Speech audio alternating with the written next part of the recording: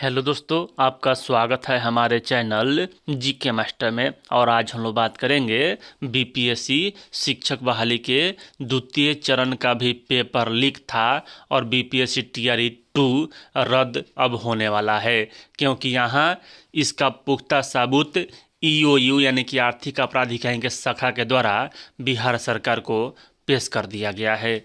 मामला पहले आपको शुरू से बताते हैं। टीआरई 3 का पेपर लीक हुआ था मार्च में, उस समय आंदोलन भी हुआ था। फिर यहाँ बीपीएससी के द्वारा इसे रद्द कर दिया गया।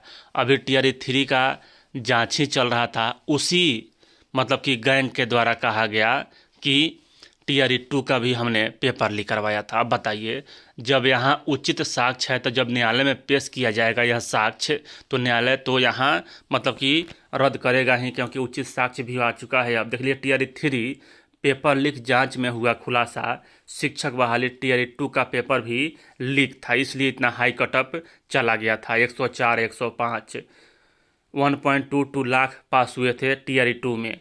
परीक्षा माफिया पेपर लेने बिहार सरकार का बोर्ड लगी स्कॉर्पियो में आए थे। शिक्षक भर्ती परीक्षा टीआरई 3 के पेपर लीक मामले में ईओयू ने कोर्ट में चार्जशीट जमा कर दी है।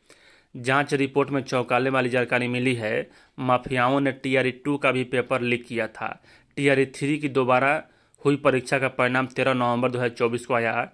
44,704 सफल हुए हैं। 15 मार्च 2024 को टीआरई 3 की परीक्षा ली गई थी। परीक्षा से पहले ही माफियाओं ने पेपर लीक करा दिया और परीक्षा रद्द हुई। 19 से 22 जुलाई 2024 को टीआरई 3 की दोबारा परीक्षा हुआ और इस मामले में ईओयू ने यहाँ दोबारा परीक्षा हुई। इस मामले में ईओयू ने 16 मार्च 2000 से 24 मार्च के केस किया गया था। अब यहाँ अब तक 266 लोगों से अधिक गिरफ्तारी हो चुकी है। गौरतलब है कि टीआरई 2 की परीक्षा 7 से 15 दिसंबर 2022 तक हुई थी। परीक्षा में 1,22,000 अभ्यर्थी सफल हुए थे। टीआरई 3 पेपर लीक में आरोपित और जेनेथिक लॉजिस्टिक के मुंशी राहुल के मोबाइल के सीडीआर में एक मोबाइल नंबर मिला जो पिकअप चोर चौधरी के नाम से सेव था। यह मोबाइल नंबर पिकअप के ऑनर अगम कुआं के रहने वाले रामनिवास चौधरी का है। और यहाँ देख लीजिए आगे क्या है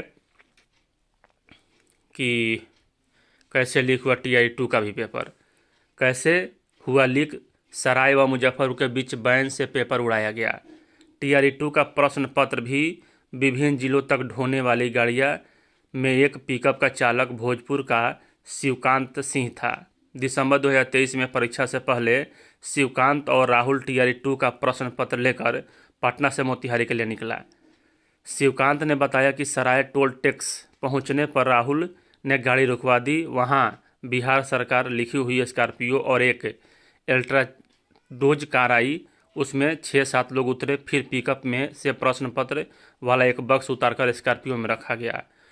सुमित पिकअप में बैठ गया। स्कॉर्पियो का वह एल्ट्रोज आगे निकली। फिर शिवकांत और सुमित पिकअप लेकर मोतिहारी के लिए निकले।